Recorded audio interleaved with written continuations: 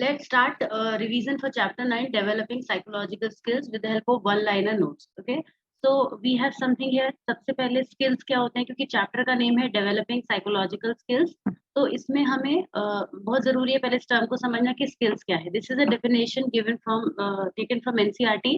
Proficiency, facility or dexterity that is acquired or developed through training and experience. That is skill. Skill होते हैं जो हमारे अंदर over a long period of किसी चीज के रिपीटेशन से एक्वायर हो जाते हैं या प्रैक्टिस से एक्वायर हो जाते हैं.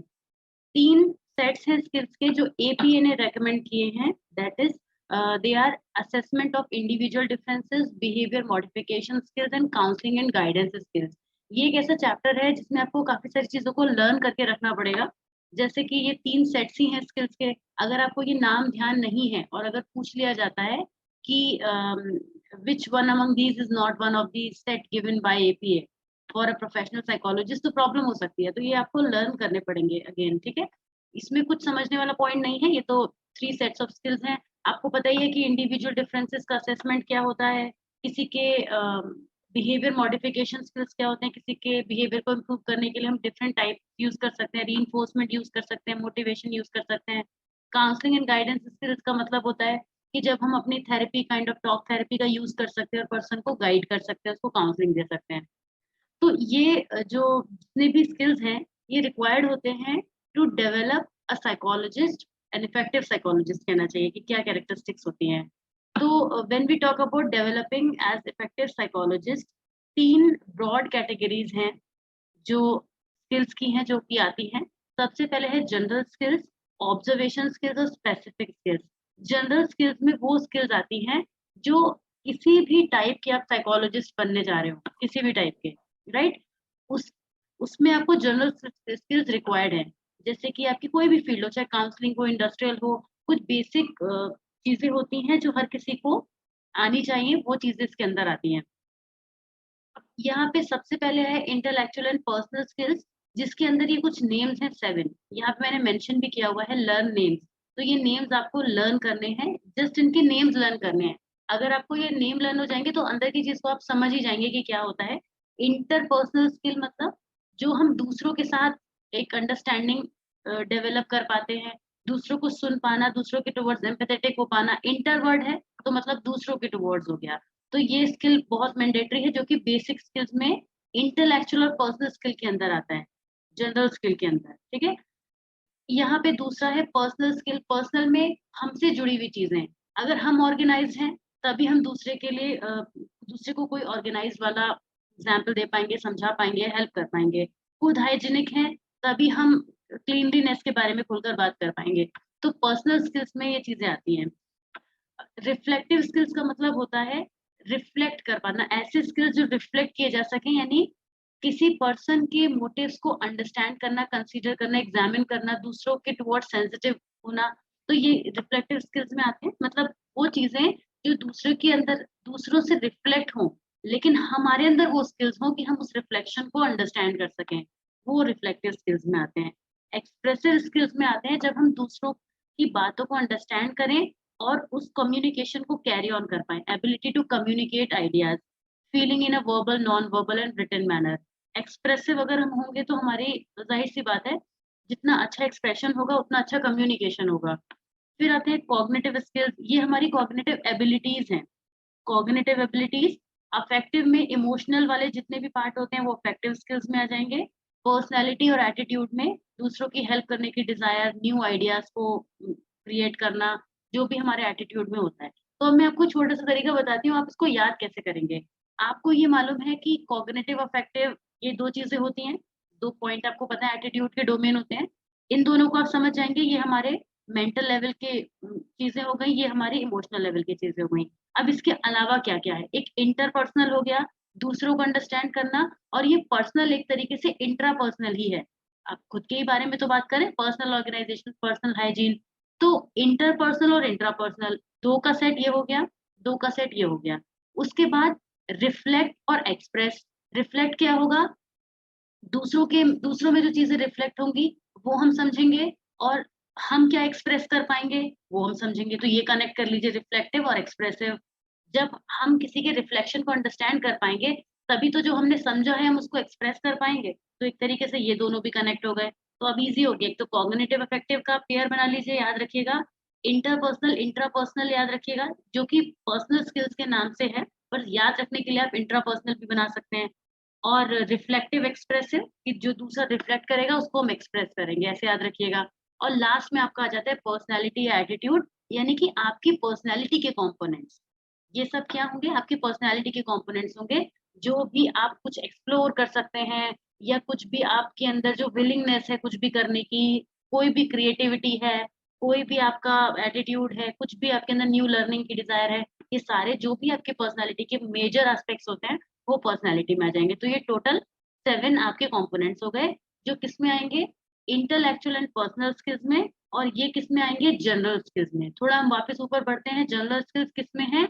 जनरल स्किल वो बेसिक स्किल्स होते हैं जो किसी भी साइकोलॉजिस्ट के बनने के लिए रिक्वायर्ड होते हैं। आप ये ऐसे भी समझ सकते हैं, जैसे आप जब पोस्ट ग्रेजुएशन करते हैं, राइट, उससे पहले आप ग्रेजुएशन करते हैं डेफिनेटली, तो ग्रेजुएशन में आप बहुत सारे सब्जेक्ट्स पढ़ते हैं, और उसके बाद पोस्ट ग्रेजुएशन में क्या होता है? स्पेसिफिक हो जाते हैं। अगर आप केमिस्ट्री से पढ़ रहे हैं तो हो सकता है ऑर्गेनिक केमिस्ट्री में फाइनल ईयर में जाके कुछ करें। पढ़ा आपने सब कुछ ग्रेजुएशन में केमिस्ट्री में, लेकिन फाइनल ईयर में आपका क्या हो गया? वो स्पेसिफिक हो गया। तो स्पेसिफिक तक पहुंचने के लिए हर एक, आप स्पेसिफिक में क्या बनेंगे ये बात की बात है, लेकिन हर एक स्पेसिफिक को, सभी को वो जनरल स्किल्स इंक्लूड करने होंगे अपनी पर्सनालिटी में एक साइकोलॉजिस्ट बनने के लिए। और इसमें भी हम क्या ध्यान रखेंगे कि जनरल के अंदर भी 2 कैटेगरीज आएंगी। जो एक अभी हमने 7 सेट वाली लर्न करी, इंटेलेक्चुअल के अंदर 7 सेट आ गए, और दूसरी अब हम बात करेंगे। ये क्या होगा? ये डाइवर्सिटी से रिलेटेड हो गया, मतलब जो हमारे कल्चरल डिफरेंसेस होते हैं ये ब्रॉड लेवल पर हो गए। इनमें अगर आपने नोटिस किया तो 2 लोगों की बात थी, एक हमारी थी और एक दूसरे पर्सन की बात थी, जिसको हम एज अ साइकोलॉजिस्ट अंडरस्टैंड करेंगे। या ऐसे भी कह सकते हैं हमारा क्लाइंट हो गया और हम हो गए। एक साइकोलॉजिस्ट के सामने और कौन होता है? इसका क्लाइंट होता है। तो एक क्लाइंट और हमारे दोनों से जुड़े हुए जो स्किल्स हैं वो हमारे आ जाते हैं इसमें इंटेलेक्चुअल और पर्सनल में, अंडर जनरल। और दूसरे पॉइंट में क्या आ जाते हैं? ये वो ब्रॉड है जो हम बड़े लेवल पे समझेंगे, कि अगर हमारा क्लाइंट है तो हम उसके कल्चरल नॉर्म्स को समझते हुए उसकी प्रॉब्लम को अंडरस्टैंड करें। वो जिस कैटेगरी को बिलोंग करता है, जिस जगह को बिलोंग करता है, ये सब चीजें हमें समझनी होंगी। तो पहला पॉइंट आता है इसमें, इंडिविजुअल और उसके कल्चरल डिफरेंसेस को समझना है। Ability to respect and appreciate different cultural norms and beliefs. Person के कुछ भी बिलीव्स हैं तो उन पर हमें हंसना नहीं है, मजाक नहीं बनाना है, उसको अंडरस्टैंड करना है। नॉलेज ऑफ सेल्फ, हमारे खुद के जो एटीट्यूड है, वैल्यू, स्ट्रेंथ, लिमिटेशन है, as one operates in professional setting with diverse others. ये नॉलेज ऑफ सेल्फ यहाँ के सेल्फ से डिफरेंट है। कोई मुझे बता सकता है कि इधर भी तो हमने बहुत सारे इंटरपर्सनल स्किल्स की बात करी, इंट्रा की बात करी, फिर ये नॉलेज ऑफ सेल्फ क्या है? Anyone among you? आप में से कोई भी?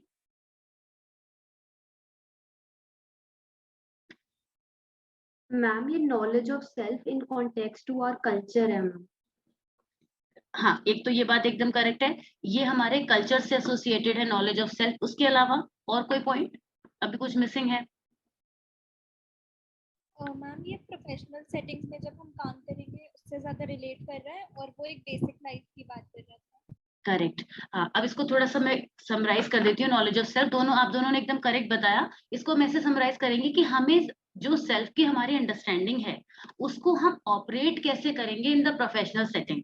तो जो भी हमारे अंदर कैरेक्टरिस्टिक्स हैं जो हम यहाँ से लेकर आए हैं, जैसे पर्सनल ऑर्गेनाइजेशन, पर्सनल हाइजीन, या कुछ भी पर्सनल से रिलेटेड, या हमारी पर्सनैलिटी से एसोसिएटेड, या हमारे कॉग्निटिव स्किल्स से एसोसिएटेड, ये सब कुछ हमारे हमसे तो जुड़े हुए हैं, ये हमारे एक्सप्रेसिव स्किल्स। अगर हम इनको दूसरे पर्सन की डाइवर्सिटी को समझते हुए यूज नहीं कर रहे हैं, राइट। फॉर एग्जाम्पल, मैं अपनी लाइन को थोड़ा पॉज देके एक बात पहले बोलूंगी। जैसे मान लीजिए एक टीचर है, वो क्लास 11th को भी कोई सब्जेक्ट पढ़ा रहे हैं, लेट्स से साइकोलॉजी, और पोस्ट ग्रेजुएशन लेवल पे भी पढ़ा रहे हैं। The teacher has a lot of knowledge like this, they have a lot of skills, बहुत सारे स्किल्स उनके पास हैं।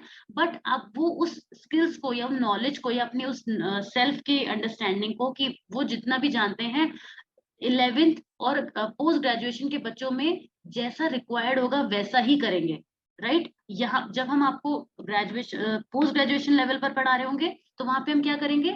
आपको डिटेल में चीजें चाहिए तो आपको वो सफिशिएंट, अगर ऐसा कोई कर पाता है, सफिशिएंटली प्रोवाइड करता है, देन वी विल से कि वो उसकी डाइवर्सिटी के साथ वर्क कर रहा है। क्लास 11 के बच्चे का माइंड काफी उस हिसाब से उतना ग्रो नहीं होता है, क्योंकि सब्जेक्ट न्यू होता है उसके लिए। अगर हम पर्टिकुलरली साइकोलॉजी की बात करें तो यहाँ पे हमें क्या है, अपनी उस प्रोफेशनल सेटिंग में अपनी उस नॉलेज को इन वट एवर कॉन्टेक्स्ट, हमारे स्किल्स के सेंस में यहाँ यूज हो रही है, तो उसको उसकी डाइवर्सिटी के साथ यूज करना है। जैसे कि अभी वसुंधरा ने भी कहा कि ये हमें हमारे कल्चर वाले पार्ट से जोड़ता है, तो हमारी नॉलेज जो है उसको हम यूज कैसे करेंगे, प्रैक्टिकल एस्पेक्ट पे बात कर रहे हैं, उसको कल्चरल डिफरेंसेस को समझते हुए, इंडिविजुअल डिफरेंसेस को समझते हुए करना है, right. Ability to work effectively with diverse backgrounds in assessment, treatment and consultation. देखा जाए तो ये दो चीजें एक जैसी लगती हैं, लेकिन हल्का सा थिन लाइन का डिफरेंस है कि हमें इफेक्टिवली वर्क करने के अंदर एबिलिटी होनी चाहिए इन डाइवर्स बैकग्राउंड, स्पेशली जब हम किसी को असेस करें, उसका ट्रीटमेंट करें या फिर उसका कंसल्टेशन करें। ये एक ब्रॉड टर्म हो गई, इसमें से थोड़ा नैरो कर दिया कि हम उसको इन पर्टिकुलर जब पर्सन का असेसमेंट करें, ट्रीटमेंट करें, कंसल्टेशन करें, तो उसमें हमारा जो डिफरेंट डाइवर्स बैकग्राउंड है उनके साथ हम वर्क इफेक्टिवली कर पाए, हमारे पास जो नॉलेज है उसका हम यूज करें और उसके साथ हम उस वर्क को इफेक्टिवली कर पाए। Knowledge about the nature and implication of individual and cultural diversity, ये होनी भी जरूरी है, और ये कहीं ना कहीं पॉइंट ऊपर होना चाहिए। जहां हम इसको रिस्पेक्ट करेंगे उससे पहले हमें उसकी नॉलेज होनी चाहिए। अगर हम किसी चीज को जानते नहीं है तो जाहिर सी बात है अनजाने में भी पर्सन से उसके बिलीव्स का या उसके कल्चरल नॉर्म्स के बारे में कोई एक रॉन्ग स्टेप हो सकता है। सबसे पहला पॉइंट यही होना चाहिए कि उस जो भी पर्सन हमारे सामने है, हम एज अ साइकोलॉजिस्ट वर्क कर रहे हैं, तो उसकी कल्चरल डाइवर्सिटी को हम अंडरस्टैंड करें, उसकी नॉलेज रखें और उसी के हिसाब से उस पर्सन को ट्रीट करें। तो यहाँ पे थोड़ा सा आप कह सकते हैं सब्जेक्टिव वे में है, डिटेल में है, लेकिन ये जो स्किल्स हैं, फिर मैं रिपीट कर रही हूँ अपनी बात को, क्योंकि जो पॉइंट्स इंपॉर्टेंट है उन पर ज्यादा फोकस करते हुए चलेंगे। ये पॉइंट इंपॉर्टेंट है जो मैंने हाईलाइट किए हैं, इनको आपको याद रखना है। आई होप कि याद हो भी गए होंगे, बहुत आसान था ये। याद हुए विभूति? Yes ma'am. साइमल्टेनियसली करेंगे इसको। अब टाइम भी आपके पास ज्यादा नहीं है जो आप इसको ज्यादा टाइम दे सकें। चलिए आगे बढ़ते हैं। ये हमारे स्किल्स हो गए। अब हम आते हैं ऑब्जर्वेशन स्किल्स। ऑब्जर्वेशन स्किल्स का मतलब ये होता है कि एक साइकोलॉजिस्ट जब अपने क्लाइंट और उसकी कंडीशंस, उसके सिनेरियो, उसकी situation, everything the client is telling you, हर उस चीज पर जब अच्छे तरीके से ऑब्जर्वेशन करेगा, तभी वो उस प्रॉब्लम, अपनी प्रॉब्लम के सोल्यूशन तक या उस पर्सन के प्रॉब्लम के सोल्यूशन तक पहुंच पाएगा। तो यहाँ पे बहुत जरूरी होता है, एक ये स्किल बहुत इंपॉर्टेंट होता है। और ये स्किल कहाँ आता है, let me just repeat it. ये हमारा सेकंड है स्किल। जब हम एक इफेक्टिव साइकोलॉजिस्ट बनने जा रहे हैं तो एक जनरल तो हो ही गया, ऑब्जर्वेशन भी सभी के लिए है। भाई बिना ऑब्जर्वेशन के आप स्पेसिफिक पर नहीं जा सकते, क्योंकि आप जिस भी फील्ड में साइकोलॉजिस्ट बनेंगे, observation is again a must. General is a must skill, observation is a must skill. Specific के बारे में बात करेंगे, ठीक है। जनरल के अंदर 2 पॉइंट आ गए, ऑब्जर्वेशन के अंदर ऐसा कोई पॉइंट नहीं है, लेकिन ऑब्जर्वेशन के अंदर हम ये देख सकते हैं कि क्या क्या चीजें होती हैं जो हमें ध्यान रखनी चाहिए जब हम ऑब्जर्वेशन करते हैं। यहाँ पर हम पहुंचेंगे। ये ऑब्जर्वेशन स्किल्स जो होती हैं, they are a starting point for providing insight into the behaviour. ये लाइन इंपॉर्टेंट है, इसको हाईलाइट किया हुआ है कि ऑब्जर्वेशन स्किल्स क्या होती हैं। अगर किसी पर्सन की ऑब्जर्वेशन स्किल्स अच्छी हैं तो वो किसी भी पर्सन के बिहेवियर की इनसाइट्स को अच्छे से लोकस कर पाएगा, अच्छे से देख पाएगा, उन चीजों पे बेटर तरीके से अंडरस्टैंडिंग बना पाएगा। तो वो एक स्टार्टिंग पॉइंट होती हैं जो किसी भी पर्सन के बिहेवियर के इनसाइट्स हमको प्रोवाइड कराती हैं, जब ऑब्जर्वेशन स्किल्स अच्छी होती हैं। अब ये कैसे अच्छी हो सकती है, क्या क्या कर सकते हैं? पेशेंस होना चाहिए, पेशेंस के साथ ऑब्जर्व करें, क्लोज अटेंशन पे करें to everything, not just to the physical surroundings. एक एक करके लिखा है, that is different thing. Peoples की जो रिएक्शन है, emotion, motivation, everything about them we have to pay close attention. Optimistic curiosity के साथ ऑब्जर्व करें, उसमें नेगेटिविटी ढूंढने की कोशिश ना करें। आप एक ऑप्टिमिस्टिक, ऑप्टिमिज्म का मतलब यहाँ पर ये नहीं है, रैशनल थिंकिंग की बात हो रही है, नेगेटिविटी से मतलब नहीं है यहाँ पे, कि जो चीजें हैं उनको वैसा ही समझने की कोशिश की जाए। हालांकि ये भी सच है कि जितना भी आप समझ लें, एक हमारी पर्सनालिटी का इफेक्ट तो आता ही है, बट उसको फिलहाल साइड में करते हैं, हमें ऑप्टिमिस्टिक होके उसको देखना है। मैम उसका एक पार्ट ये भी हो सकता है कि कई बार हमें ऑब्जर्वेशन करने लगते हैं तो कुछ मिलता नहीं, तो उसके लिए पेशेंस और ऑप्टिमिज्म बना के रखे कि भाई Correct. कुछ मिलेगा। बिल्कुल ठीक बात है। ये भी हो सकता है कि हम ऑब्जर्वेशन करें और हमारा बहुत सारा टाइम कंज्यूम हो जाए और हम डिसअपॉइंट होने लगे, तो जितना हम पेशेंस मेंटेन करेंगे, ऑप्टिमिज्म मेंटेन करेंगे, उतना ही हमारा जो ऑब्जर्वेशन है वो बेटर हो पाएगा। ठीक है। उसके बाद ये 2 मेजर टाइप के ऑब्जर्वेशन है जो अप्लाई किए जाते हैं जब हम ऑब्जर्वेशन स्किल्स का यूज करते हैं। ये कुछ और नई बात नहीं है। ऑब्जर्वेशन स्किल्स के अंदर कोई चीज नहीं है, ये तो टाइप ऑफ ऑब्जर्वेशन है जो आप ऑलरेडी जानते हैं। नेचुरलिस्टिक ऑब्जर्वेशन जैसा नाम है, इट इज वेरी नेचुरल, ये रियल लाइफ सेटिंग्स में किया जाता है, और इसके थ्रू जो हमें इंफॉर्मेशन मिलती है वो अपने आप में काफी रियल होती है, क्योंकि हम रियल लाइफ सेटिंग्स में इसको करते हैं, राइट, नेचुरल तरीके से करते हैं। पार्टिसिपेंट में क्या होता है, जब एक it's a phenomena by being actively involved in the process of observing by becoming an active member of the setting, हम उस सिचुएशन में खुद पार्टिसिपेंट बन जाते हैं, और पार्टिसिपेंट बनकर जब हम ऑब्जर्वेशन करते हैं, या इस ऑब्जर्वेशन की खास बात ये होती है कि क्लोज ऑब्जर्वेशन होता है। नेचुरलिस्टिक ऑब्जर्वेशन में कई बार हम उस ऑब्जर्वेशन में थोड़े दूर से उसको देख पाते हैं, करीब से नहीं देख पाते, तो एक ये इसका ड्रॉबैक होता है। ऑब्जर्वेशन मेथड की अगर ओवरऑल मेरिट और डिमेरिट की बात करें, तो ऑब्जर्वेशन मेथड क्या होता है, रियल लाइफ सेटिंग में हमें ऑब्जर्व बिहेवियर करने की सिचुएशन प्रोबेबिलिटी देता है, और ये सब सिचुएशंस हैं जिनको आप पढ़ सकते हैं, डिमेरिट्स और मेरिट्स क्या हैं। अगेन, ये जो ऑब्जर्वेशन मेथड पर बेस्ड मेरिट डिमेरिट है, they do not provide many MCQs, यहाँ से कुछ ज्यादा नहीं बनता है। कहाँ से बनेगा, आपको नेचुरलिस्टिक और पार्टिसिपेंट पता होना चाहिए, ये आपने क्लास 11 में भी पढ़ा है। और ऑब्जर्वेशन स्किल्स होते क्या है अपने आप में, ये किसी भी पर्सन के बिहेवियर के बारे में हमें एक इंसाइट्स देते हैं, और जितने ज्यादा ऑब्जर्वेशन स्किल्स अच्छे होते हैं उतना ही पर्सन किसी भी सिचुएशन को अच्छे से अंडरस्टैंड कर पाता है। आगे बढ़ते हैं, अब आते हैं स्पेसिफिक स्किल्स, ये सबसे ज्यादा इंपॉर्टेंट है।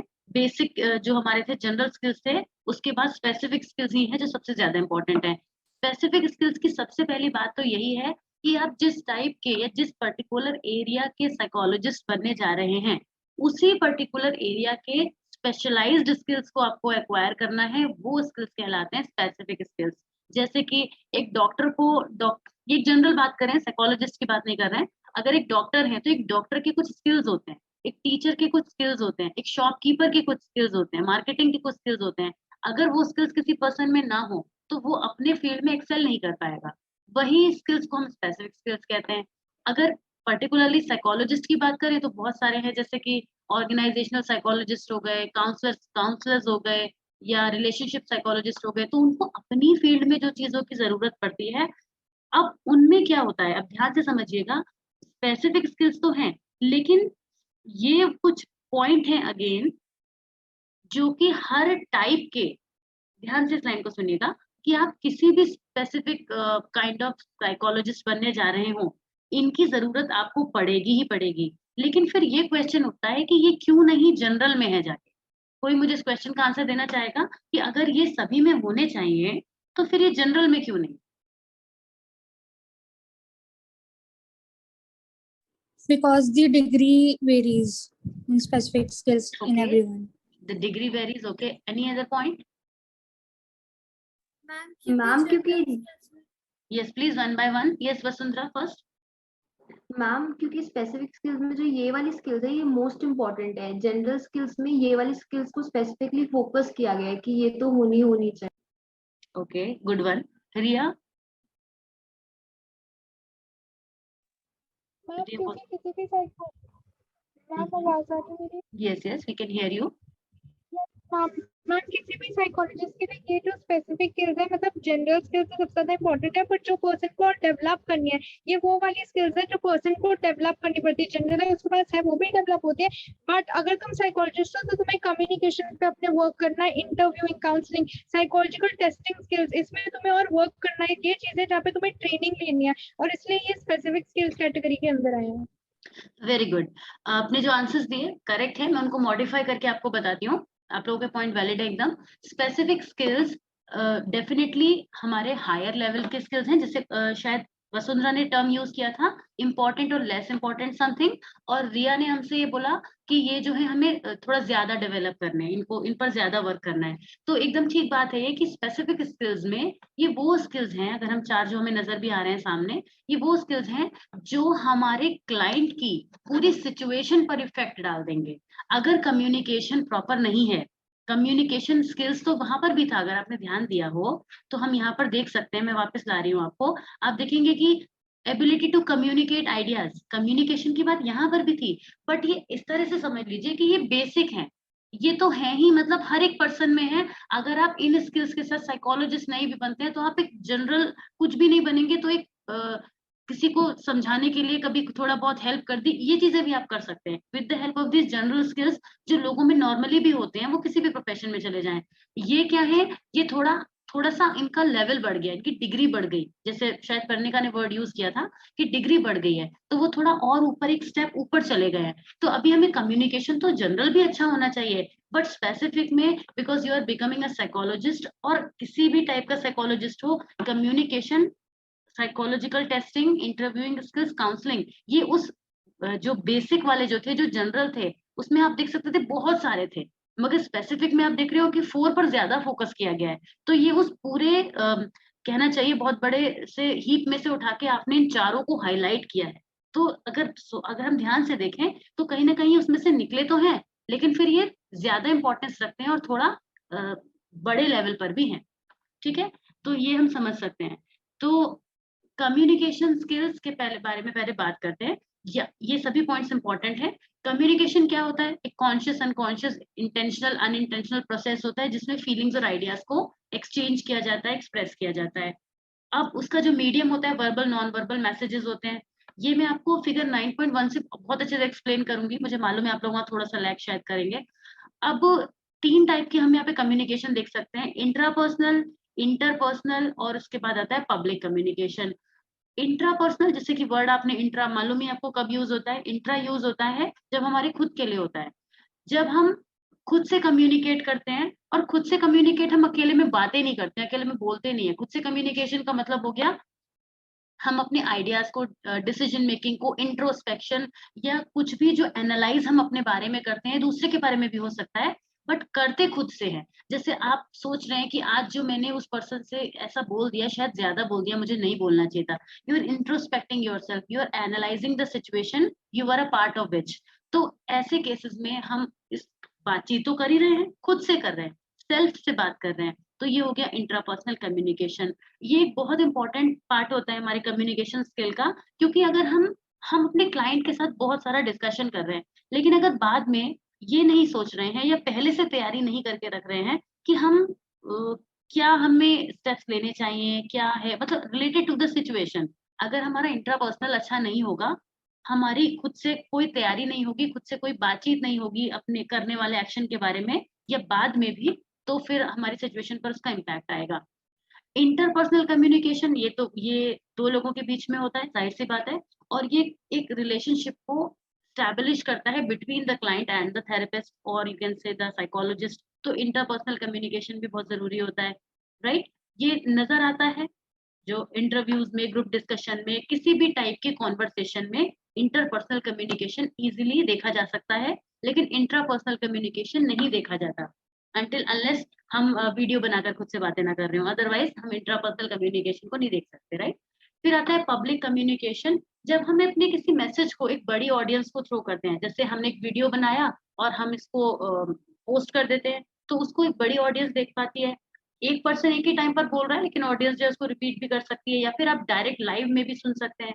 तो ये डायरेक्ट भी हो सकता है, फेस टू फेस भी हो सकता है, स्पीकर के थ्रू हो सकता है, वीडियो के थ्रू हो सकता है। ये इसके मोड्स बहुत सारे हो सकते हैं। तो 3 टाइप के कम्युनिकेशन होते हैं, तीनों टाइप के कम्युनिकेशन आपने समझ लिए। अब हम आते हैं इस पिक्चर पर जो आपकी बुक से ली गई है, वो कौन कौन से यहाँ पे हमने लिखा है कि factors that take place between a sender and receiver in a basic communication process. जब 2 लोगों के बीच कम्युनिकेशन होता है, तो वो जिस भी टाइप का हो, इनमें से किसी भी टाइप का क्यों ना हो, हम देखते हैं कि ये सारे ही जो पैरामीटर्स हैं या फैक्टर्स हैं, ये वर्क करते हैं। अगर ये ना हो तो कोई कम्युनिकेशन होगा नहीं। तो आपको ना इन नेम्स को थोड़ा ध्यान में रखना है। आपको सब्जेक्टिव तो क्वेश्चन पेपर है नहीं आपका जो आपको लिख कर आना हो, तो जब सब्जेक्टिव होता तो जरूर मैं आपको याद करने के लिए कहती, लेकिन अब हम एक एक करके बात करेंगे कि ये वर्ड्स क्या है, इन मीनिंग इनका क्या क्या है।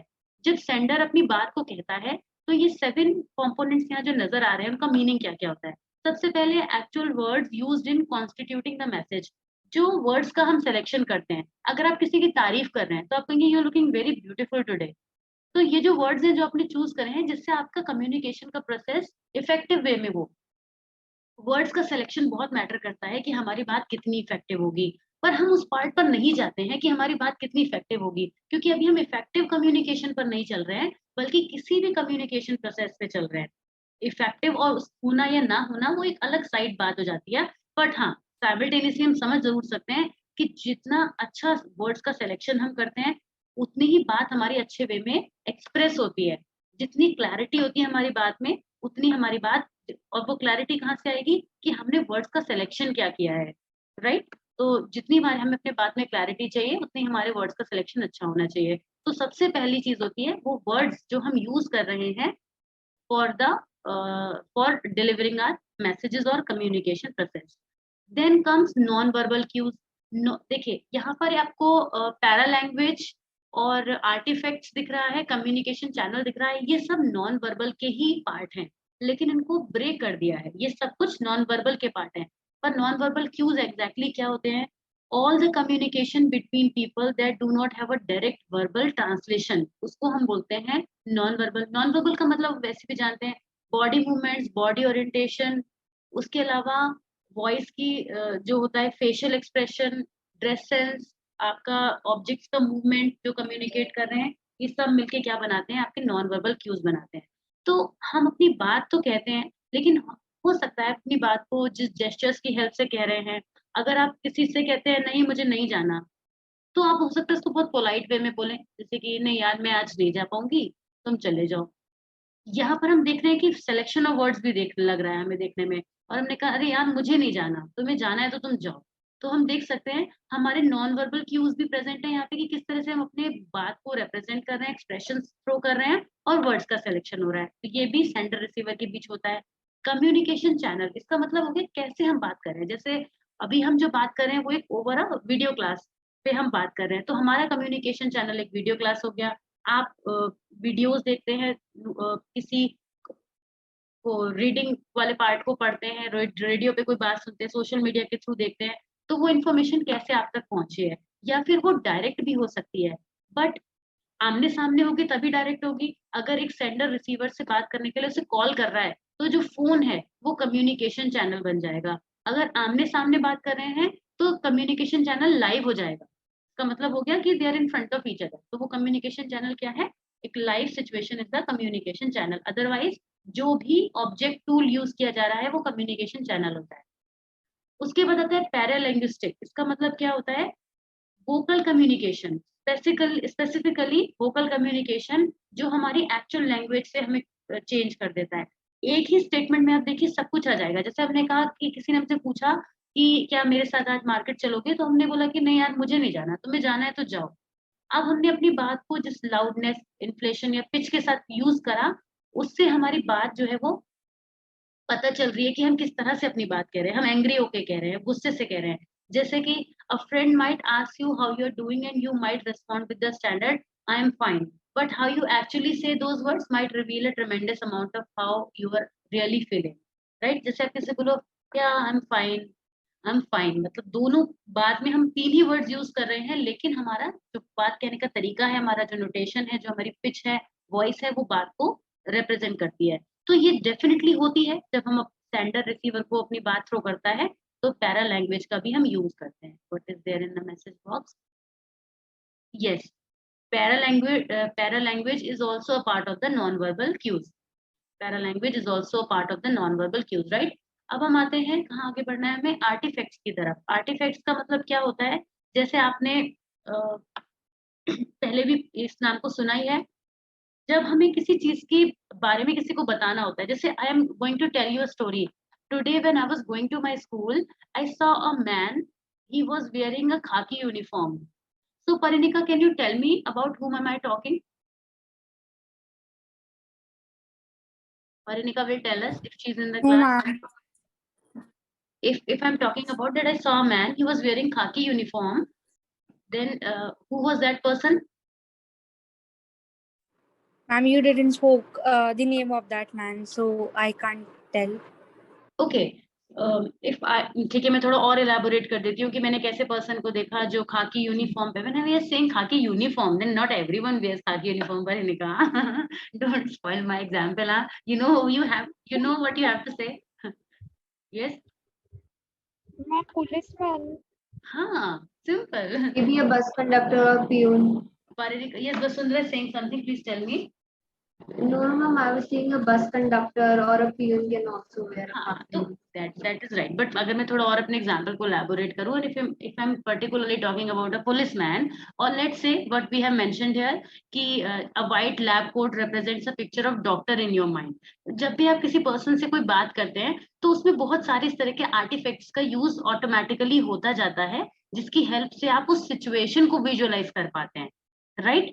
तो may be my example was incomplete, क्योंकि जब मैंने खाकी यूनिफॉर्म बोला तो या यूर राइट, हमारा जो गार्ड होते हैं कॉलोनी में, they also wear the khaki uniform, so that somewhere it's right. But I was willing to tell you that कि आर्टिफैक्ट्स वो इमेजेस होती हैं या वो पिक्चराइजेशन होता है जो हम माइंड में क्रिएट कर देते हैं दूसरे पर्सन के, और बहुत ही एक्यूरेसी के साथ कर देते हैं जितना ज्यादा बताते हैं. अगर मैंने बोला कि if I was talking about khaki uniform, that could be a guard, that could be a bus conductor or anyone.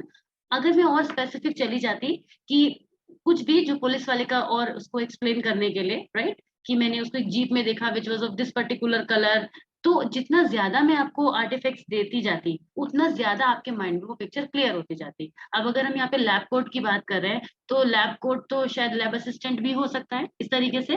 But अगर हम और स्पेसिफिक हो जाएंगे कि he was giving medicine to someone, तो आपके माइंड में एकदम क्लियर हो जाएगा that we are talking about a doctor. तो आर्टिफैक्ट्स वो इमेजिनेशंस होती है, इमेजेस होती है जो हमारे माइंड में बनती हैं. You said while going to school, so it's pure. हाँ, मतलब मेरे एग्जाम्पल्स को आप लोग बिल्कुल ही तोड़ मरोड़ देंगे, मुझे मालूम था. No problem, we can always do that just for fun. Amount of information, अब हम यहाँ पर आते हैं, देखिए वापस आते हैं अपनी पिक्चर पर. ये अमाउंट ऑफ इंफॉर्मेशन है. अब आपने सुना होगा कि कोई बात को हम जितनी क्वांटिटी में सर्व करते हैं वो बहुत मैटर करता है. ओवरलोडिंग कर देंगे किसी भी चीज की, जैसे कभी मैं आपको बहुत लंबा कुछ एक्सप्लेन कर दूं तो शायद आप भी बोर हो सकते हैं. ये अगर बहुत शॉर्ट में बता दें तो समझ में भी नहीं आएगा. तो अमाउंट ऑफ इंफॉर्मेशन वो होता है कि जो हमने वर्ड्स का सिलेक्शन किया उसकी क्वांटिटी पर भी हमें ध्यान देना है.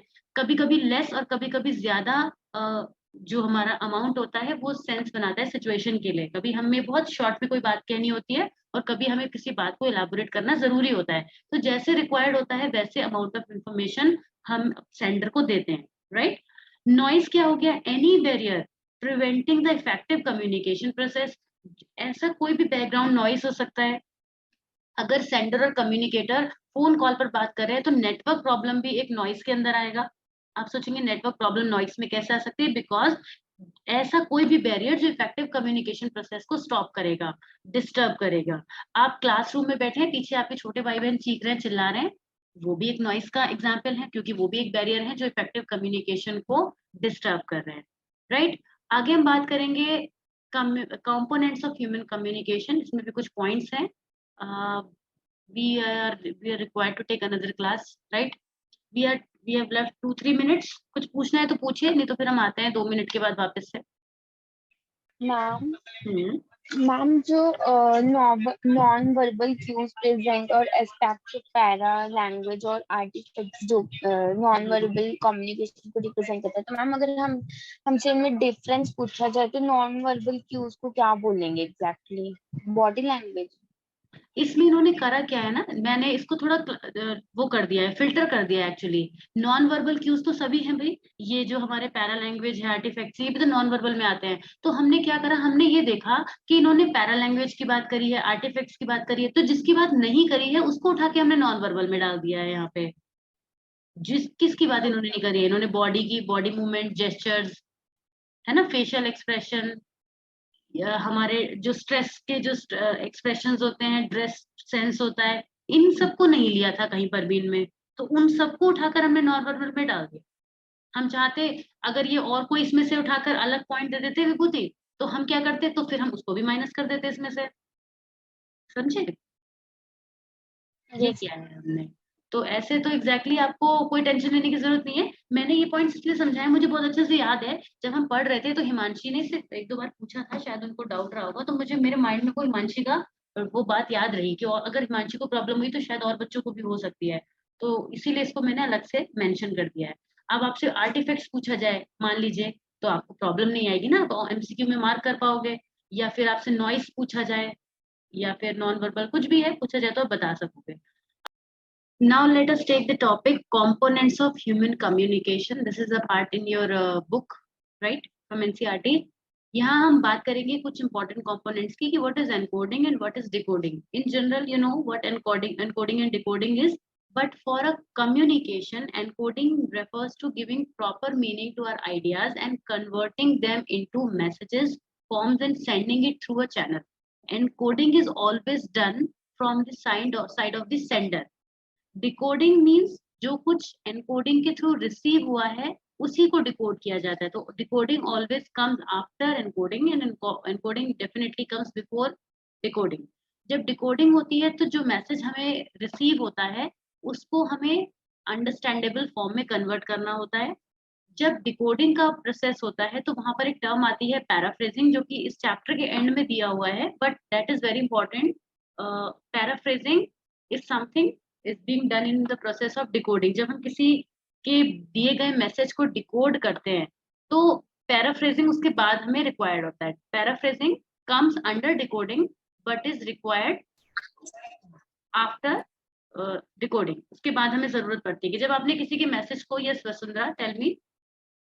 मैम जैसे अभी आप हमें कॉन्सेप्ट समझा रहे हो और हम समझ रहे हैं, तो मैम हम पहले एनकोड कर रहे हैं और फिर डिकोड कर रहे हैं, हम डायरेक्टली डिकोड कर रहे हैं? Please repeat Vasundhara, just repeat. Yes ma'am. Ma'am I am asking, जैसे अभी आप हमें ये कॉन्सेप्ट समझा रहे हैं और हम सुन रहे हैं, तो मैम हम आपका मैसेज डिकोड कर रहे हैं या फिर पहले एनकोड कर रहे हैं? ओके, एनकोडिंग का मतलब होता है कि sharing the whatever I am transforming to you, sharing with you, that is the encoding part. और उसको डिकोड करेंगे आप. जब आप कुछ रिसीव करते हैं तो उसी को आप डिकोड करते हैं. तो पहले आपके पास कुछ आना चाहिए. It is like input output. जब आप कुछ इनपुट नहीं डालेंगे तो आउटपुट नहीं मिलेगा. बिल्कुल उसी तरीके से है कि आप डिकोड, वही जब मैं आपको कुछ इंफॉर्मेशन शेयर कर रही हूँ, that is the part, that process is encoding. और जब आप उसको रिसीव करने के बाद उसके मीनिंग को अंडरस्टैंड कर पा रहे हैं तब आप उसको डिकोडिंग कहते हैं. ठीक है. Okay ma'am. मैम जैसे एक एनकोडिंग तो आप हमें दे रहे हो, एक मैम जैसे जो आप बोल रहे हो और हम रिसीव कर रहे हैं, ये भी एनकोडिंग नहीं है? क्योंकि पहले आप जो बोल रहे हो वो मैं रिसीव करके एनकोड कर रही हूँ. करेक्ट. पहले हाँ, जब मैं आपको इन्फॉर्मेशन दे रही हूँ तो जो आपके सेंस ऑर्गन से आपके अंदर जा रही है वो भी एनकोडिंग का पार्ट है. ये पूरा प्रोसेस मेरे पास करने से लेके और आपके सेंस ऑर्गन के रिसीविंग वाले पार्ट तक एनकोडिंग है. यही पूछना चाह रहे थे ना वसुंधरा? Yes ma'am. यही. हाँ, कि जब हमारे सेंस ऑर्गन्स कुछ रिसीव करेंगे तभी तो वो उसको डिकोड करेंगे. तो वही चीज मैं बताना चाह रही हूँ कि पहले आपके जो आप इन्फॉर्मेशन रिसीव करते हो और जो इन्फॉर्मेशन हम पास करते हैं, हमारा पास करना भी जरूरी है आपको, दैट कम्स अंडर एनकोडिंग. उसके बाद आप उसको, उसकी मीनिंग को एनालाइज करते हो. जैसे आपने एक वर्ड सुना, लेट्स से नॉइस. अब आपने नॉइस वर्ड सुना, बट जब आप उसके मीनिंग को समझ पाए तो what noise means here, you thought कि अच्छा एक पुअर नेटवर्क भी नॉइस हो सकता है.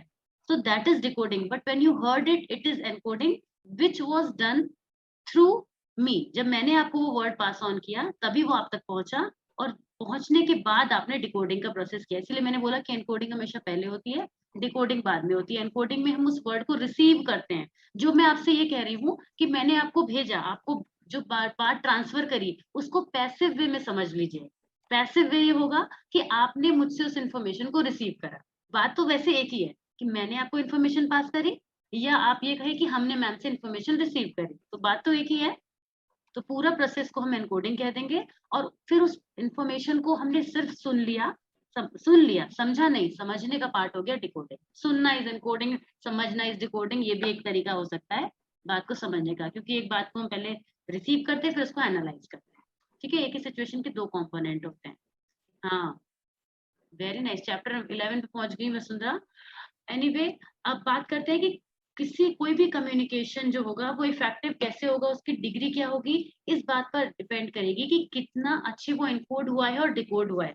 जब वसुंधरा ने हमसे क्वेश्चन पहली बार पूछा अभी, तो हमने कहा वसुंधरा प्लीज रिपीट, बिकॉज उनकी तरफ से मैसेज हमारे पास ठीक से नहीं आया. अब उसके पीछे जो भी रीजन था, हमें सुनाई ठीक से नहीं दिया, हमारा अटेंशन कहीं और जा सकता था, हमारे जो चैनल है, मोड ऑफ कम्युनिकेशन है, उसमें कुछ प्रॉब्लम हो सकती है, लाइक नेटवर्क प्रॉब्लम और एनीथिंग. तो जब इंफॉर्मेशन एनकोड ठीक से नहीं हुई तो फिर उसके डिकोडिंग में प्रॉब्लम हुई। जब डिकोडिंग में प्रॉब्लम हुई तो हमने फिर से एनकोडिंग की तरफ गए, एनकोडिंग की तरफ हमें वापस जाना पड़ा। हमने कहा Vasundhara please say that again. तो यही चीज हम देखते हैं कि जब ये चीजें एक सिंक में चलती हैं, म्यूचुअल अंडरस्टैंडिंग बेटर होती है, दोनों का कम्युनिकेशन प्रोसेस अच्छा होता है। तो कम्युनिकेशन को इफेक्टिव बनाने के लिए सबसे पहली बात आपने समझी कि एनकोडिंग और डिकोडिंग का प्रॉपर तरीके से चलना जरूरी है। Non verbal cues inward. अब आते हैं स्पीकिंग और listening. Speaking, you know what speaking is, जब हम अपनी लैंग्वेज का यूज करते हैं उसके साथ डिफरेंट नॉन वर्बल क्यूज का यूज करते हैं, या ये कह सकते हैं स्पीकिंग को हम कनेक्ट कर सकते हैं इस वाले एस्पेक्ट से जो हमने इस बॉक्स में देखा। सेंटर ने जो कुछ भी यूज करा अपनी बात को कहकर करा, राइट, कुछ बोलकर तो करा। अब हो सकता है कि वो उसमें स्पीकिंग अकेले ना हो, कई बार हम आपको लिखकर कुछ भेज दें, राइट, तो भी ये सारी चीजें उसमें हो सकती हैं, other than the non verbal cues हो सकती हैं। तो स्पेसिफिकली स्पीकिंग में क्या होता है, हमारा बोलना मस्ट हो जाता है और बाकी चीजें भी साइमल्टेनियसली हो सकती हैं। बोलना तो जरूरी है बिकॉज दैट इज स्पीकिंग, तो लैंग्वेज का यूज इसमें एक मस्ट होता है स्पीकिंग में। और इसके अलावा हम क्या क्या यूज करेंगे वो हम पर डिपेंड करता है।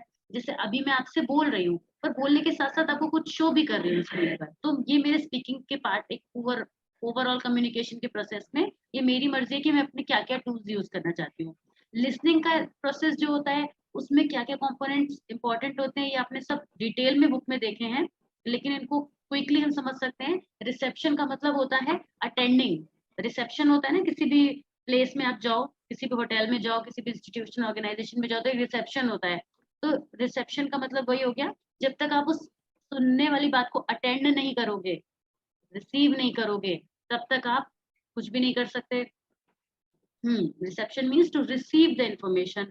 अटेंशन मतलब रिसीव कर लिया, अब उसको अटेंड करा। जैसे मान लीजिए परिणिका का बर्थडे था कुछ दिन पहले, किसी ने उनको सरप्राइज भेजा और सबसे पहले परिणिका ने क्या किया, उस सरप्राइज को रिसीव किया, उस जो कुरियर वाला पर्सन था उसको दिया और उसको रिसीव करा। अब अटेंड करने का मतलब हो गया, अब उसको ओपन करा, अटेंड किया कि किसका सरप्राइज आया है मेरे बर्थडे पर, तो वो अटेंड करना हो गया, राइट। तो खैर ये तो हमारा एग्जाम्पल थोड़ा अलग चला गया, बट लिसनिंग की बात हम करें कि हम पहले उसको रिसीव करते हैं जो पर्सन हमसे कहता है, फिर उसको अटेंड करते हैं, अंदर जाते हैं और फिर उसको मीनिंग देना शुरू करते हैं कि ये क्या है एग्जैक्टली जैसे कि परिणिका ने गिफ्ट खोला तो उन्हें पता चला कि क्या मिला है मुझे गिफ्ट में। And the listener's response to the message presented. अब लिसनर का रिस्पॉन्स जो होता है वो भी यहाँ मैटर करता है, क्योंकि रिस्पॉन्स से ही पता चलता है, जो कि पैराफ्रेजिंग का एक कंपोनेंट है। रिस्पॉन्स से पता चलेगा कि पर्सन ने सुना या नहीं। जैसे मैं आपसे कुछ भी पूछती हूँ, कुछ भी आप लोगों को बताती हूँ, तो मैं बोलती हूँ okay did you get it, तो तभी मुझे पता चल पाता है कि आपने उसको अंडरस्टैंड किया। जो ये कुछ पॉइंट्स हैं कि एकेडमिक सक्सेस, एम्प्लॉयमेंट, अचीवमेंट, ये सब बुकिश वाला पार्ट है, would not create any MCQ for it, तो फिर भी आप जानते हैं बहुत सारी बातें। बॉडी लैंग्वेज क्या होती है, बॉडी लैंग्वेज में बहुत सारे नॉन वर्बल क्यूज आते हैं, बॉडी मूवमेंट। अब देखिए अब यहाँ पे हमारी विभूति का जो क्वेश्चन है वो वापस से मैं एक बार फिर से ले आऊंगी कि बॉडी लैंग्वेज को भी हम विभूति देखा जाए तो और स्प्लिट कर रहे हैं, और स्प्लिट कर रहे हैं और पॉइंट्स निकाल रहे हैं उसके अंदर कि हमारा dress sense, body movement, eye contact, जबकि इन सबको, और शायद उसमें कहीं बॉडी लैंग्वेज भी वर्ड लिखा होगा, कुल मिलाकर हमने नॉन वर्बल क्यूज कह दिया था। तो बॉडी लैंग्वेज एक नॉन वर्बल क्यू होता है जिसके थ्रू हम कई बार किसी सिचुएशन को अटेंड करते हैं, किसी बात को सुनते हैं। जैसे अभी तो हम लोग एक दूसरे से कांटेक्ट में नहीं है, सामने नहीं है, लेकिन जब हम सामने होते हैं किसी पर्सन के और कोई हमसे कुछ कहता है तो हम अपनी बॉडी लैंग्वेज से कई बार उसको अपना एक्सप्रेशन दिखा देते हैं कि हम उसकी बात अच्छी लग रही है, बुरी लग रही है, हाँ कहना चाहते हैं, ना कहना चाहते हैं। तो बिना बोले भी हम अपनी बॉडी लैंग्वेज के थ्रू अपनी बात को एक्सप्रेस करते हैं, तो ये कम्युनिकेशन का एक मीडियम हो गया, ये भी ह्यूमन कम्युनिकेशन का एक कॉम्पोनेंट हो गया। एक बार क्विकली रिवाइज करते हैं। एनकोडिंग डिकोडिंग के थ्रू कम्युनिकेशन को अटेंड किया जाता है और उसके मीनिंग को इंटरफेयर किया, एक्सप्रेस किया जाता है, सॉरी। उसके पास स्पीकिंग और लिसनिंग वो दो कंपोनेंट हैं जो कम्युनिकेशन के प्रोसेस में अपना रोल प्ले करते हैं। और बॉडी लैंग्वेज वो कंपोनेंट है जिसमें हम बिना बोले सुने भी, सॉरी बिना बोले भी अपने इस मैसेज को, हाँ this is also true, right. तो ये बॉडी लैंग्वेज हो गया। अब हम आते हैं साइकोलॉजिकल टेस्टिंग स्किल्स। मैं आपको एक बार स्क्रीन पे वापस ले जाती हूँ। हमने फर्स्ट पॉइंट में क्या पढ़ा था, अभी तक हमने जो कम्युनिकेशन था सिर्फ उसकी बात की थी, अभी हम सेकंड पर अब आएंगे। और कम्युनिकेशन के अंदर हमने पहले 3 टाइप के कम्युनिकेशन पढ़े, राइट। उसके बाद कौन कौन से फैक्टर होते हैं जो एक सेंडर रिसीवर के बीच कम्युनिकेशन के प्रोसेस को होल्ड करते हैं, जिनकी वजह से प्रोसेस चलता है। और फिर हमने पढ़ा कि वो कौन से कम्युनिकेशन के मेजर कंपोनेंट्स होते हैं। ये आप देखिए प्रोसेसेस हैं, अगर इनको कंपोनेंट्स की जगह हम प्रोसेस कह दें तो शायद ज्यादा अच्छा रहेगा। कंपोनेंट्स तो एक्चुअली ये हैं, इनसे मिलकर एक कम्युनिकेशन बनता है। ये फैक्टर्स हो गए और ये क्या हो गए, प्रोसेस हो गया। प्रोसेस में क्या हो देखा हमने, ये सब प्रोसेस ही तो है, एनकोडिंग करना, डिकोडिंग करना, स्पीकिंग, लिसनिंग, ये सब हमारे क्या हो गए, प्रोसेस हो गए। इनकी हेल्प से कम्युनिकेशन हम स्टैब्लिश करते हैं। और फैक्टर्स वो हैं जो एक कम्युनिकेशन के अंदर पार्ट होते हैं, जो मिलकर एक प्रोसेस बनाते हैं। यहाँ तक क्लियर हुआ हिमांशी? Okay good. अब हम बढ़ते हैं सेकंड पॉइंट हमारा कि साइकोलॉजिकल टेस्टिंग स्किल्स। हम ये जानते हैं कि जो साइकोलॉजिकल टेस्ट होते हैं वो बहुत कुछ होल्ड करते हैं अपने अंदर, जैसे कि प्रॉपर कंडक्शन, फिर उसका असेसमेंट, फिर इवैल्यूएशन, पूरा एनालाइज करना, बहुत सारी चीजें होती है। तो डिफरेंट साइकोलॉजिकल टेस्ट जो होते हैं वो कंडक्ट करने पड़ सकते हैं साइकोलॉजिस्ट को अंडर डिफरेंट सिचुएशंस। और हम ये जानते हैं कि हर कोई तो साइकोलॉजिकल टेस्ट नहीं अप्लाई कर सकता, तो इसके लिए भी कुछ सेट ऑफ स्किल्स की रिक्वायरमेंट है। अगेन ये साइकोलॉजिकल टेस्टिंग स्पेसिफिक इसलिए हो जाती है कि जब आप किसी पर्सन को एक रिलेशनशिप थेरेपी दे रहे हैं या उसकी काउंसलिंग कर रहे हैं, जरूरी नहीं है आपको वहां पे साइकोलॉजिकल टेस्टिंग अप्लाई करनी पड़े। तो इसीलिए स्पेसिफिक हो गई कि ये हो सकता है किसी पर्टिकुलर डोमेन में इसकी रिक्वायरमेंट रहे। तो जब ये अप्लाई किए जाते हैं तो कुछ साइंटिफिक मेथड्स होते हैं जिनकी हेल्प से इन्हें किया जाता है। इसके खुद के कुछ कैरेक्टरिस्टिक्स होते हैं, वो जरूर होने चाहिए जब आप एक साइकोलॉजिकल टेस्ट को अप्लाई कर रहे हैं। जैसे कि टेस्ट में ऑब्जेक्टिविटी होनी चाहिए, साइंटिफिक ओरिएंटेशन होना चाहिए, स्टैंडर्डाइज टेस्ट होना चाहिए। ये नहीं कि आज हम कल कुछ और आज कुछ और या अलग तरीके से कर रहे हैं। जिस कल्चर के बैकग्राउंड के लोगों के लिए वो टेस्ट बनाया गया है उसके वो मेजर को पूरा करता हो। उसके अलावा किस एस्पेक्ट पर बनाया गया है इस चीज को भी हमें देखना होगा। इंटेलिजेंस, हम एप्टीट्यूड, एजुकेशनल अचीवमेंट क्या हम उससे अचीव करना चाहते हैं, किस टाइप का डेटा हम गैदर करना चाहते हैं। तो हर टाइप के डेटा के लिए हमें डिफरेंट तरीके से, या हम ग्रुप में अप्लाई कर रहे हैं, इंडिविजुअली कर रहे हैं, तो ये सारे तरीके हमको मालूम होने चाहिए। Objectivity and standardised interpretation are same? No. Objectivity is one of the characteristic of any test and standardise का मतलब होता है कि उसके कुछ स्टैंडर्ड्स होते हैं। जो भी हमारा टेस्ट होता है वो कुछ स्टैंडर्ड्स होल्ड करता है अपने अंदर। वो एक स्टैंडर्ड टेस्ट होना चाहिए, जैसे कि जिस जिस चीज को वो मेजर करने के लिए बनाया गया है, क्या वो उसी चीज को मेजर कर रहा है, उसका एक स्टैंडर्ड हो गया ये। तो डिफरेंट स्टैंडर्ड्स होते हैं। या फिर हम ये भी कह सकते हैं कि अगर हम क्लास 11 के लिए कोई टेस्ट बना रहे हैं और उसको हम ग्रेजुएशन वाले पर्सन को देंगे तो उसके लिए इजी हो जाएगा, तो यहाँ पे उसका स्टैंडर्ड जो है वो मेंटेन नहीं कर पाएगा। Good bye. ठीक है, तो साइकोलॉजिकल टेस्ट को हैंडल करने के लिए आपने जो क्लास 11 में चैप्टर 2 पढ़ा था उसमें वो बहुत सारी बातें हैं, जो जितनी भी बातें आपने पढ़ी थी, हाँ वो चीजें हो जाएंगी। अब आते हैं इंटरव्यूइंग स्किल्स पे। ये हमारा नेक्स्ट है, जो हमने 3 पॉइंट्स पढ़े हैं। या वापस मुझे बार बार स्क्रीन को स्क्रॉल इसलिए कर रही हूँ जिससे आपके माइंड में कनेक्टिविटी बनी रहे कि हम पढ़ क्या रहे हैं। कम्युनिकेशन तो एक बड़ा था, साइकोलॉजिकल टेस्टिंग में से स्किल्स की स्पेसिफिक बात करी, इसमें बहुत बड़ी बातें नहीं थी। इंटरव्यू वाले पार्ट में कुछ ज्यादा इंपॉर्टेंट चीजें हैं, 1 और 3 में ज्यादा इंपॉर्टेंट चीजें हैं जो एमसीक्यू जनरेट करेंगी। काउंसलिंग में कोई बड़ी बात नहीं है। तो अब जरा मैं फटाफट से आ जाती हूँ जहाँ पे मुझे आपको समझाना है कि इंटरव्यूइंग स्किल्स क्या होते हैं। देखिए इंटरव्यू को अगर हम कंडक्ट करने जा रहे हैं, हाँ अगर हम इंटरव्यू कंडक्ट करने जा रहे हैं तो पहले हमें इंटरव्यू का प्रोसेस पता होना चाहिए। और ये जो भी पर्सन कंडक्ट करता है उसको मालूम होता है, एक फॉर्मेट होता है जिसमें सबसे पहले ओपनिंग ऑफ द इंटरव्यू। अब आपसे क्वेश्चन क्या पूछे जाएंगे, ये जो मैंने येलो में हाईलाइट किए हुए हैं इनसे क्वेश्चन बनते हैं। ये भी क्वेश्चन जनरेट कर देते हैं कि when an interviewer asks question in order to elicit information, what part of the interview is it? Options may be opening of the opening, the main body, or the heart of the interview. They can also use this term, heart of the interview. It is asked many a times, senior classes में पूछा गया है।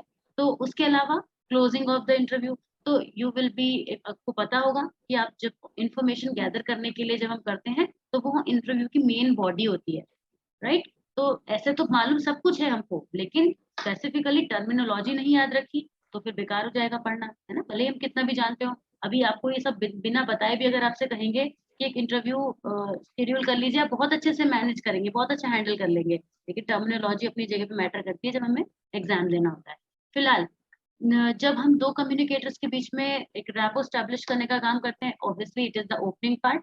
इसमें conversation start करा जाता है और जो हमारा कम्युनिकेटर्स हैं उनके बीच में एक अंडरस्टैंडिंग डेवलप की जाती है, उनको रिलैक्स किया जाता है, जो हमारे पास इंटरव्यू देने आया है पर्सन उसको रिलैक्स किया जाता है, उसको कंफर्टेबल करने का काम किया जाता है in the opening part. Body में क्या होता है, हार्ट होता है इंटरव्यू का, ऐसा टर्म यूज की जाती है, ऐसे हार्ट तो नथिंग इज लाइक दैट। उसके बाद इसमें इंफॉर्मेशन गैदर की जाती है जिसको हम बाद में यूज करते हैं। क्लोजिंग वाला पार्ट जो होता है इसमें summarising the data from both ends. अब समराइजिंग का मतलब ये हो गया कि जैसे कुछ भी हो सकता है, जो इंटरव्यूअर है वो अपनी बात को यहाँ पे खत्म करता है कि okay this okay we have gathered the information about you. जरूरी नहीं है कि वो इस स्टेटमेंट को बोलेगा तो क्लोजिंग होगी, जरूरी नहीं है, वो उसका किसी भी तरीके से एक्सप्रेशन हो सकता है। Okay fine, thank you, if I say okay thank you so much, this can also be the part of the closing the interview. Somewhere we are showing that we are now ending the interview. तो बस वो जिस तरह से भी express किया जाएगा, या हम कहते हैं कि ओके आपका इंटरव्यू हो गया है, अब आप अगर आप शॉर्ट लिस्टेड होंगे तो आपको हम कॉल करेंगे, right, okay thank you so much. तो ये हमारा एक बड़ा सा एक्सप्रेशन हो गया, ये भी क्लोजिंग द हो गया। अब इंटरव्यूई जो होता है उसको भी क्वेश्चन पूछने का मौका दिया जाता है इस वाले पार्ट में, पर ये जरूरी नहीं कि हमेशा किया जाए, कुछ बहुत ही अल्ट्रा फॉर्मल वाले हो जाते हैं तो वो नहीं भी करते ऐसा, बट ऐसा होना चाहिए, इट शुड बी देयर। और अगर पूछा जाता है तो वो भी क्लोजिंग वाला पार्ट में ही आता है। तो ये इंटरव्यू के पार्ट हो गए। अब आता है मोस्ट इंपॉर्टेंट जो एमसीक्यूज जनरेट करेगा आपको। यहाँ पे ये कुछ एग्जाम्पल आपके एनसीईआरटी के हैं और दूसरे मैंने और मेंशन किए हुए हैं। अब आपको क्या क्या याद करना है, पहले तो आपको ये याद करना है कि जो टाइप ऑफ क्वेश्चन इंटरव्यू में पूछे जाते हैं उनके नेम्स क्या हैं। इफ नीडेड मैं इसको थोड़ा छोटा कर देती हूँ। सबसे पहले डायरेक्ट क्वेश्चन। डायरेक्ट में क्या होगा, यस प्लीज टेल मी, किसी को कुछ कहना है? ओके मुझे हेलुसिनेशंस हुए होंगे। डायरेक्ट क्वेश्चन में क्या होता है कि यहाँ पे हम टू द पॉइंट बात करते हैं, बात इलैबोरेटिव जरूर हो सकती है, ऐसा नहीं है कि यस नो में आंसर देगा, यस नो वाले तो फिर अलग हो जाते हैं, वो तो बाइपोलर हो जाते हैं। डायरेक्ट क्वेश्चन का मतलब होता है, पहले समझ लेते हैं फिर डिफरेंसेस भी डिस्कस कर लेंगे। डायरेक्ट क्वेश्चन में हम टू द पॉइंट बात करते हैं। देखिए यहाँ पे जो पर्सन है उससे डायरेक्ट क्वेश्चन पूछा जाता है जिससे आंसर भी वन वर्ड में मिले या फिर वन स्टेटमेंट में मिले, बट वेरी स्पेसिफिकली मिले, ज्यादा इलेबोरेटिव वे में नहीं जाएंगे। जब इलेबोरेटिव हो जाएगा तो वो ओपन एंडेड क्वेश्चन हो जाएगा। ऐसा क्वेश्चन जो हमें एक ओपन एंडेड आंसर के लिए प्रोवोक करेगा वो ओपन एंडेड होगा। एक ऐसा क्वेश्चन जो हमें डायरेक्ट आंसर देने के लिए प्रोवोक करेगा डायरेक्ट क्वेश्चन होगा। क्वेश्चन का जो नेचर है वो उसके आंसर से डिफाइन होता है कि किस तरीके का आंसर हम उससे पूछना चाह रहे हैं, right. I hope I am audible to everyone, please somebody tell me. Yes, ma'am, you are The audible. screen is also visible, right? Yes. Okay. So, okay. So the direct question, open-ended question is clear to you. Close-ended question means it is giving us some option, but the option is yes or no. We are not talking right now. अभी हम उसकी बात नहीं कर रहे हैं. A close-ended question can be a bipolar, but I'll tell you when I'll explain you bipolar. तो पहले close-ended की बात करते हैं कि close-ended is something which gives us option. Open-ended does not give us option. इसमें हम कितना भी डिटेल में जा सकते हैं। मैंने पूछा कि how happy were you when you were studying this particular subject? How was your experience? You can be elaborative as much as you want, जितना आप चाहो। और डायरेक्ट में आप टू दी पॉइंट बात करते हो, तो डायरेक्ट तो एकदम ही डिफरेंट हो गया। क्लोज एंडेड में हम ऑप्शनल कर देते हैं, which timing will suit you? Should I take your class at 10 a.m. in the morning or 8 p.m. in the morning? So in the evening. So that is how I'm giving you some options. So close ended question will give you options, will provide you options in the question itself. So you will choose one of the option among the given scenario जो भी आपको दिया गया। Bipolar में क्या होता है, bipolar means it has two pole which are yes or no response. So a bipolar question can be a close-ended question. Can it be, Himanshi? Tell me. Bipolar question close-ended हो सकता है?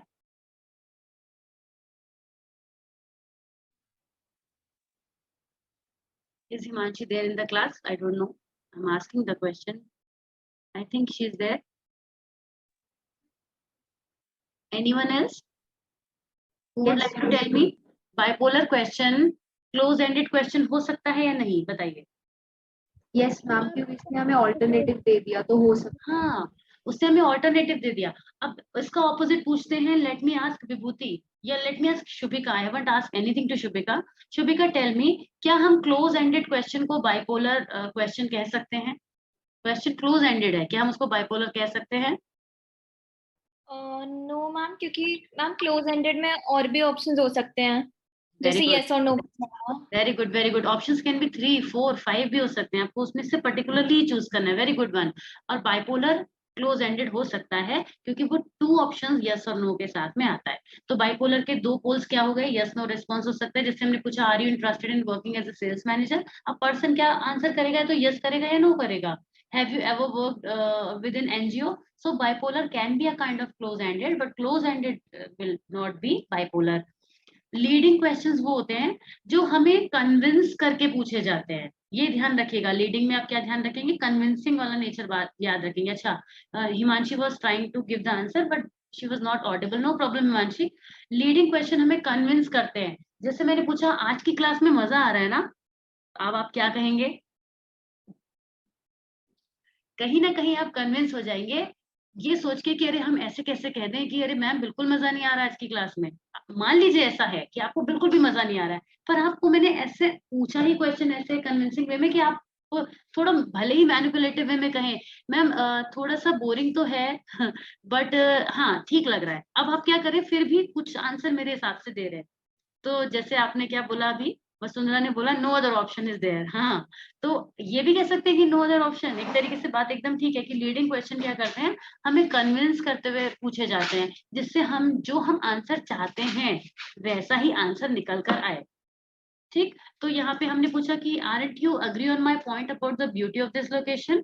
तो high chances हो जाते हैं। देखिए 100%, अब कोई बहुत ही ज्यादा ब्लंट होगा तो कहेगा बिल्कुल भी नहीं, I am not at all agree with this, वो कह सकता है। बट हमारा क्वेश्चन क्या था, हमने अपनी तरफ से कन्विंस करने की कोशिश पूरी करी थी, तो हम उसके आंसर की वजह से हमारा क्वेश्चन नहीं बदलेगा, ये ध्यान रखिएगा। उसके आंसर की वजह से हमारा क्वेश्चन नहीं बदलेगा, वो वही रहेगा। तो ये हो गया लीडिंग क्वेश्चन, जो लीड कराते हैं। Mirror questions are easiest among all. जो चीज हम, मिरर का मतलब होता है कि कोई चीज जो वैसे ही पहले से दिख रही है या सामने दिख रही है, मिरर के आगे हम खड़े होते हैं तो हम ही खुद को देख पाते हैं। तो ऐसा कोई क्वेश्चन जिसमें पर्सन ने पहले कुछ स्टेटमेंट दिया है और उसका यूज करते हुए हम क्वेश्चन बना रहे हैं। You said you qualified this certificate 2 years back, so is it still applicable? हम अब जिस रेफरेंस में बात कर रहे हैं उस बात को पहले किया जा चुका है, तो that is the mirror question. Mirror questions are always like, answer कितना छोटा बड़ा होगा वो बात की बात है, क्वेश्चन खूब लंबा होता है। मिरर क्वेश्चन में ये चीज होती है। लीडिंग क्वेश्चन आपको कन्विंस करते हुए पूछे जाते हैं। बाइपोलर में यस नो होता है। क्लोज एंडेड में आप ऑप्शनल होता है। ओपन एंडेड में आपके पास क्या होता है, ओपन एंडेड में स्पेसिफिकली आप अपने आंसर को एलैबोरेटिव वे में दे सकते हैं, आप जितना चाहे उतना एक्सप्लेन कर सकते हैं। और उसके बाद हम बात कर रहे थे डायरेक्ट क्वेश्चन की, ये टू द पॉइंट होता है कि इसमें हो सकता है पर्सन 1 वर्ड में दे, 1 स्टेटमेंट में दे, बट उस पॉइंट को मेंशन कर देता है। ठीक है, आगे बढ़ते हैं। हम ऐसा कह सकते हैं जो बाइपोलर क्वेश्चन होते हैं वो डायरेक्ट भी हो सकते हैं। बाइपोलर क्वेश्चन डायरेक्ट हो सकते हैं, लेकिन नहीं, डायरेक्ट क्वेश्चन में क्या होता है, आंसर पता नहीं होता है, चॉइस नहीं होती है। ठीक है ना, जैसे मैंने पूछा कि सब्जेक्टिव होते हैं। सब्जेक्टिव होते हैं, एक लिमिट में होते हैं, सब्जेक्टिव की लिमिट होती है। जैसे मैंने वसुंधरा से पूछा, what is the name of your school Vasundhara, tell me the name of your school. Okay, हाँ, तो इस केस में क्या हुआ, was it an option in the close ended or bipolar? It was not at all an option, नहीं था ना। अगर मैं पूछती are you student of OP Jindal और दिस XYZ, तो ये क्लोज एंडेड हो जाता। ठीक है ना, यस ऑप्शन दे देते। तो this is how we will understand the question. Counselling skills पे आते हैं before the class ends. Counselling skills क्या होती हैं कि पर्टिकुलरली जब हम किसी पर्सन को काउंसलिंग देते हैं तो काउंसलिंग के बारे में समझना है तो उसके मिथ्स को समझिए, वो ज्यादा अच्छा से समझ में आता है कि it's not giving any information. आपने मुझसे पूछा कि मैम हमें किस कॉलेज में किस स्कूल में एडमिशन लेना चाहिए, आई एम गिविंग यू इसमें ले लो ये ले लो, तो ये काउंसलिंग नहीं है, राइट? सिर्फ इंफॉर्मेशन देना काउंसलिंग नहीं है। ये इंटरव्यू करना भी काउंसलिंग नहीं है। कुछ लोग सोचते हैं कि इंटरव्यू कर लिया उसने, हमसे हमारे बारे में पूछ लिया तो काउंसलिंग है। No, it is not about giving advice. मैंने आपको एडवाइस दे दिया, वो भी नहीं है।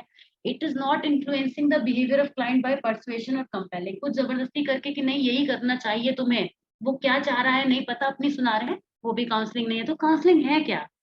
मेन क्वेश्चन होता है कि काउंसलिंग क्या है? Brain washing is not counselling. Counselling is something जिसमें हम दूसरे पर्सन की बात को सुनते हैं। यहाँ पे 4 पॉइंट्स दिए हैं जो आपकी बुक में भी मेंशन है। समवन सीकिंग हेल्प, जिस पर्सन को हेल्प चाहिए, एक ऐसा पर्सन जो दूसरे की हेल्प करना चाहता है। दैट मीन्स अगर दोनों को एक साथ कहें तो कह सकते हैं अ थेराप्यूटिक रिलेशनशिप। काउंसलिंग के स्किल्स में एक थेराप्यूटिक रिलेशनशिप होता है, यानी उसके 2 कंपोनेंट्स होते हैं, 2 लोग होते हैं basically, who is capable of और train to help in a setting that permits help to be given and received. जो पर्सन एक हेल्प को चाहता है, उसको हेल्प की जरूरत है, काउंसलिंग की, ये काउंसलिंग वर्ड अभी यूज नहीं करेंगे, हम कहेंगे कि एक पर्सन को किसी भी पर्टिकुलर सिचुएशन के लिए जो प्रॉब्लम है उसके लिए एक हेल्प की जरूरत है, और दूसरा पर्सन जब उसको उस चीज में हेल्प करता है। हेल्प एक बहुत बड़ी टर्म हो जाएगी, हेल्प एक छोटी टर्म नहीं है, क्योंकि हेल्प कैसे करेगा? Not just by giving information, there will be a lot of things including. हो सकता है ये जितने पॉइंट्स हैं ये सारी चीजें उसमें जुड़ी हुई हो, ये कंपेलिंग और परसुएशन तो नहीं होगा।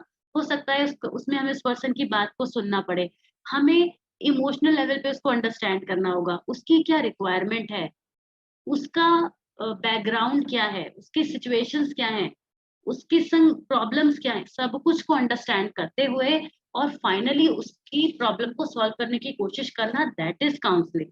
किसी को कोई न्यूज बता देना इज नॉट काउंसलिंग, राइट? तो काउंसलिंग एक ब्रॉड टर्म है जिसमें हम हेल्प को, हेल्प के अंदर जो जो चीजें आती हैं, हेल्प का क्या मतलब होता है? किसी को समझना, उसकी प्रॉब्लम समझना इन एवरी वे, सब कुछ मिला के होता है काउंसलिंग।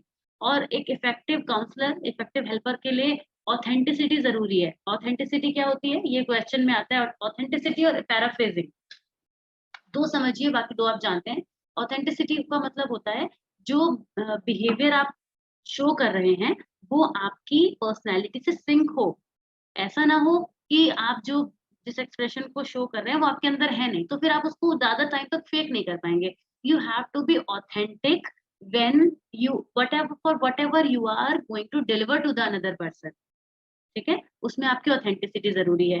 पैराफ्रेजिंग का मतलब है कि आपने सामने वाले पर्सन से बहुत सारी बातें सुनी, लेकिन अगर आप उस चीज को समझ नहीं पा रहे हैं या दूसरे वर्ड्स में डिस्क्राइब नहीं कर पा रहे हैं उसके सामने, तो आपके बीच एक अच्छा कम्युनिकेशन भी नहीं हो पाएगा।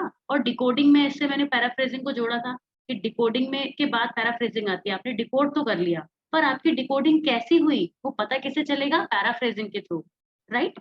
तो जैसे हमने अभी वसुंधरा ने क्वेश्चन पूछा और उसके बाद हमने कहा कि अच्छा वसुंधरा आप यही पूछना चाह रहे थे ना, तो दैट वाज द पैराफ्रेजिंग। जो वसुंधरा ने हमें दिया दैट वाज एनकोडिंग, मतलब जो हमने वसुंधरा के क्वेश्चन को रिसीव किया दैट वाज एनकोडिंग।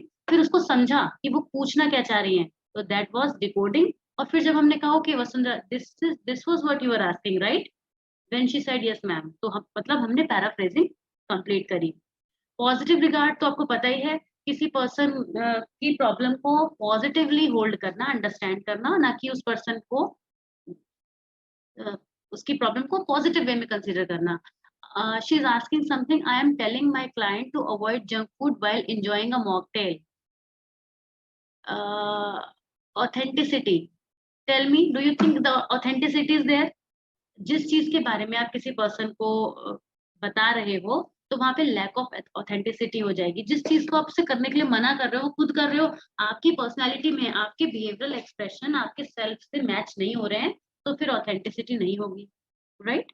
जैसे कि होता है ना, जैसे टीचर्स होते हैं, कभी पहले के टाइम में ऐसा होता था कि कोई टीचर है वो बच्चों को बता रहे हैं कि बेटा ये सब नहीं करना चाहिए, अल्कोहल अब्यूज, और पता चला तो टीचर मिले शाम को एक दुकान के पास और वो क्या कर रहे हैं, स्मोकिंग कर रहे हैं, सिगरेट पी रहे हैं। तो इसका मतलब हो गया कि they are lacking in the authenticity. अब जब बच्चा अगली बार उन्हें देखेगा और वो चाह कर भी वो मैसेज डिलीवर नहीं कर पाएंगे बच्चे को, क्योंकि उन्हें खुद ही शर्म आ जाएगी। हम्म, हाँ। वसुंधरा सेइंग कि मैम टीचर्स से no TV, then they discuss serials in staff room. हाँ, there is no authenticity in the statement, right?